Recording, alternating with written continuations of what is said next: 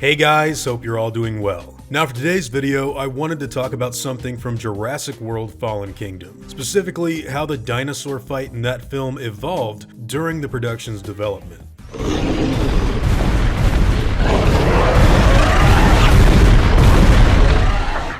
Now, if you've seen a Jurassic movie or two, you're probably well aware of how the films really like to hone in on big action set pieces that revolve around dinosaurs, particularly dinosaurs that do all kinds of wild and crazy stuff after they make a grand or surprising entrance. Well, Fallen Kingdom is obviously no exception to that, and for the film's big volcanic eruption scene, Colin Trevorrow and Derek Connolly envisioned a massive battle to take place on the island just before all of the human characters go tumbling over the cliff.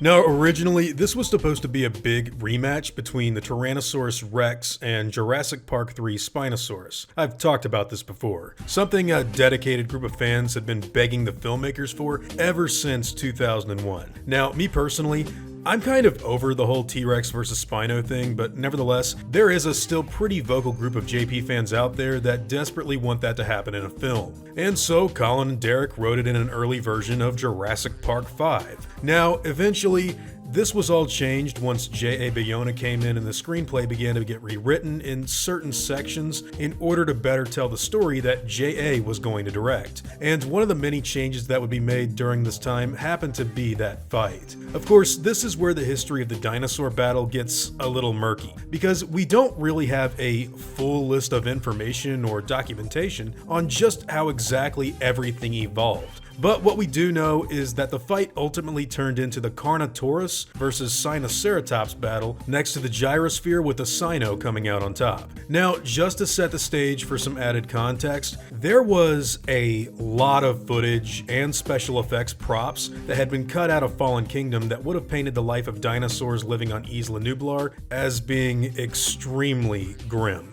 You know, the whole point of Claire and the DPG raising awareness to try and save the animals from the volcano would have been visually supplemented by the imagery of several dinosaur skeletons and carcasses that were supposed to have littered the island. Ever since Jurassic World fell, these creatures had not been getting the proper care that they were supposed to have, and dead stegosaurs, triceratops, and brachiosaurs were going to just litter the island nearly everywhere you turn. Now, in the final film, we do get to see some of these skeletons lying around Nublar, but most of the context has been taken away from what they were supposed to represent. Much like the whole Peter Ludlow is the guy who broke the baby Rex's leg in The Lost World. I bring all of this up because the Carnotaurus and Sinoceratops battle is painted as something of a random event in Fallen Kingdom, when in reality, it looks like it was supposed to be a starving predator desperately trying to get an easy meal once all of these herbivores started pouring out of the jungle. With the dinosaurs living on a small island and the volcano rumbling back to life in recent months, their animal instincts must be going into anxiety levels of overdrive, and once the select few creatures actually do make their way to the edge of the cliff, you can see a few of them turning around to rethink whether or not it's a good idea to jump off.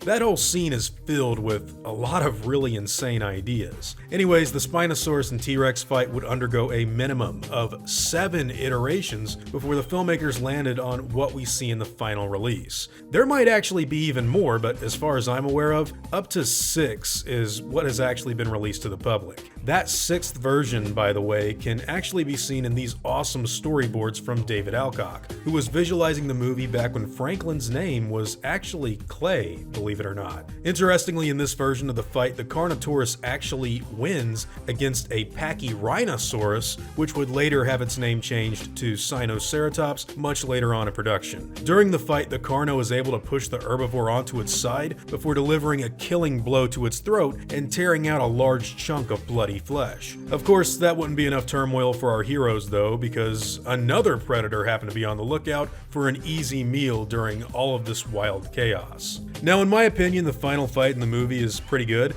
but a rematch between the T-Rex and Spinosaurus would have also been pretty cool to see, especially since there is some evidence of the Spino being present at the auction in some children's coloring books and other media that came out around Fallen Kingdom's release. So I guess even though the T-Rex beat the Spino, it probably wouldn't have killed it. Anyways, those are all just my own thoughts on the subject matter. What do all of you guys think? Are you happy with the Carno and Sino fight in Fallen Kingdom? Or would you have liked one of these alternative versions better? Whatever your own thoughts and opinions happen to be, I'd love to hear them in the comments down below.